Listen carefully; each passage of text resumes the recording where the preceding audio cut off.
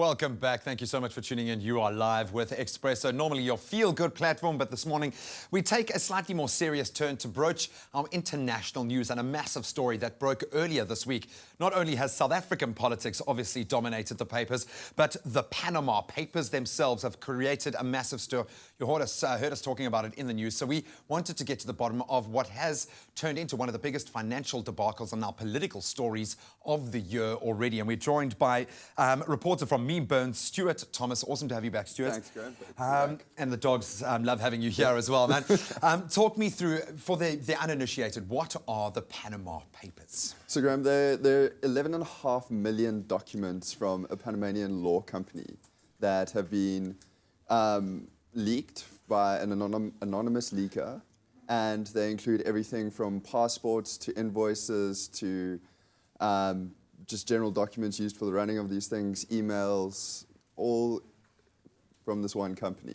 How is it that this one company can be so centrally positioned within this greater network? I mean, it's connecting to some of the highest officials in the world. What does this company do? How were they able to become central to this story? Absolutely. So, I mean, yeah, we've seen some massive names involved in this, both locally abroad.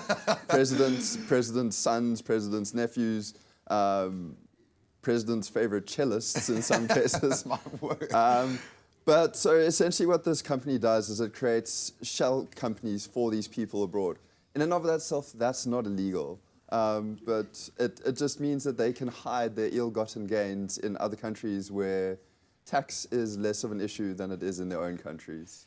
How have they been able to propagate this, keep this running for as long as they have? Surely this, as much as there's been a massive reaction to it now, that shows how big the network really was. Why is it taking so long for this story to surface?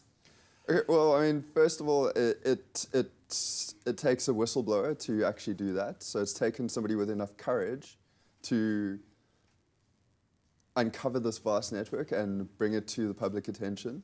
And then once he had done that, it actually took a team of journalists a year to comb through all these documents and kind of establish the real connections between them. And it took a team of nearly 400 journalists to do this. To crunch all of that data. Yeah. So now who are emerging, or who is emerging as the major villain? What are some of the big names, the big companies that have been implicated through this? So we've obviously seen some big international leaders, including those in Russia. We saw the Icelandic Prime Minister resigning yesterday on the back of his family being involved. David Cameron, the British Prime Minister's father, was involved with this. Loads of presidents we saw some big scandals in South Africa a few years ago. They've emerged. The companies involved in those scandals have emerged as having shell companies overseas through this Panamanian law company. The names just go on and on. There's Lionel Messi is believed to be involved. Don't go there, man. Come on, man. Don't go there, man. At least the match is done and dusted. So what can we expect to come out of this finally, very quickly, to summate? So, well, we've already started seeing the fallout. In countries where there's very active civil populations, we'll see resignations of leaders. We'll probably see a fair amount of civil action. We're starting to see countries get involved in legal action too. The British government has asked The Guardian for access to the data because The Guardian is one of the media partners involved with the leaks. And the Irish government has asked, I believe, for access to the data. And the French government has asked its media partners for access to the data. So we barely even scratched the surface. There's some big things still to come out of these papers. Stuart, thank you so much for keeping us updated. I'm sure you're going to really sink your teeth into this one. Definitely. Over the coming weeks. But thank you so much for giving us a bit of insight for those of us who are uninitiated in what I think will be probably one of the biggest stories of the year. Now, though, we turn to our own personal finance and the pressures that we are going to be facing in very uncertain economic times. Ewan?